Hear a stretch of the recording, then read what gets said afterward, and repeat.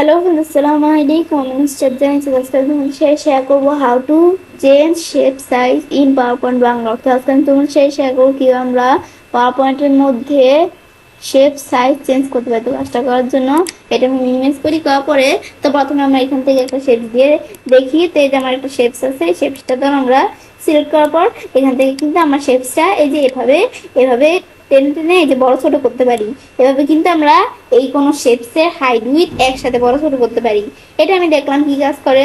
দেখার পর আবার আমি এই যে এটা দিলে তো হাইট উইথ একসাথে হয়। আমি যদি শুধু হাইটটা বড় করতে চাই, মোটা করতে চাইলে ধরো মোটা করতে পারি, উইথ বড় করতে চাইলে যেভাবে উইথ বড় করতে পারি। এটা আমি দেখলাম কি কাজ করে। তবে আবার এখান থেকে সারা আমি যদি যে ফরম্যাটে আসলে এই যে এদিক থেকে আমি চাইলে হাইট উইথ বড় ছোট করতে পারি। এটা আমি দেখলাম। পর আমি যদি সাইজে আসার পর আমি কিন্তু এই যে বিষয়গুলো করতে পারি। এই যে আমরা যদি হাইট বড় করতে চাই করতে পারি, উইথ বড় করতে চাইলে করতে পারি। পর আমাদের এখন যদি আমাদের এখান থেকে যদি আমরা হাইট লেখা দিই কত, আমাদের 1.5, আর আমি ধরো এখান থেকে এই উইথ লেখা দিলাম 2। এখন আমি যদি আমাদের এখান থেকে বাইরে কাজটা রাখলে কিন্তু এখন আমি শেপসটা সিলেক্ট করি। এখন আমি যদি সাইজের মধ্যে আসলে কিন্তু আমরা আমাদের শুধু হাইটটা আমাদের এই যে এখান থেকে শেপসটার হাইট কিন্তু আমরা এই সাইজের মধ্যে শেপসটার হাইট দিচ্ছি আমরা কত 1.5, কিন্তু এখানে কিন্তু আমাদের উইথ দিচ্ছি 2, কিন্তু এখানে কিন্তু হাইট উইথ দুই জায়গায় 2 চলে আসছে। কেন? কারণ এটা কিন্তু আমাদের এই যে এখান থেকে আমরা এই শেপসটার কিন্তু নিজেদের মতো চলে আসছে। কিন্তু আমি চাই না এভাবে আমরা রাখবো না, আমরা আমাদের নিজেদের মতো যেটুকু প্রয়োজন সেটুকুই রাখবো। তো এই যে লুক এক্সপেক্ট রেটিও এটা টিকমা উঠিয়ে দিলেই হয়ে যাবে। তাহলে ঠিক মতো দেওয়া থাকলে কম্পিউটার অটোমেটিক আমাদের উইথটাই হাইটটা অটোমেটিক এই শেপসের সেট করে নেয়। এখন আমি যদি এখন যদি আমরা এই যে হাইট বাড়াই কমাই ধরো, এখন কিন্তু আর কোনো এই যে হাইট উইথ কি হচ্ছে না হচ্ছে না।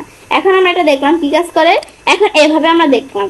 এখন আমি যদি কি করতে চাই, আমরা এই শেপ দিয়ে দেখলাম একটা শেপ দিয়ে। এখন আমি যদি একাধিক শেপ দিয়ে দেখতে চাই, সেই ক্ষেত্রে আমরা কি করব, একাধিক শেপ দিয়ে দেখার জন্য ধর আমরা এই যে এই শেপসটা আমরা এদিকে রাখলাম।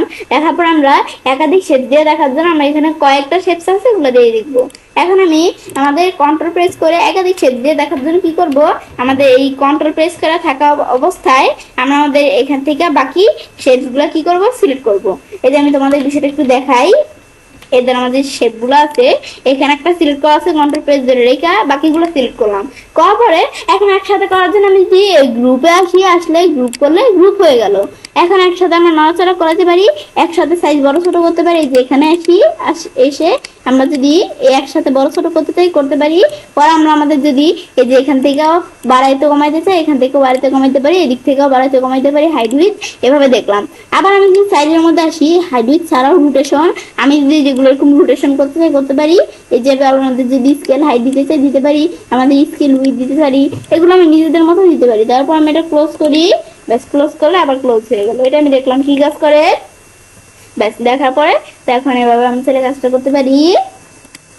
এবার আমরা খুব সহজে পাওয়ার পয়েন্টের মধ্যে শেপসের সাইজ চেঞ্জ করতে পারি। ফ্রেন্ডস, আমার আজকের ভিডিও তোমাদের ভালো লেগেছে, আমার চ্যানেলটি সাবস্ক্রাইব, লাইক করুন, সবার সাথে শেয়ার করবে।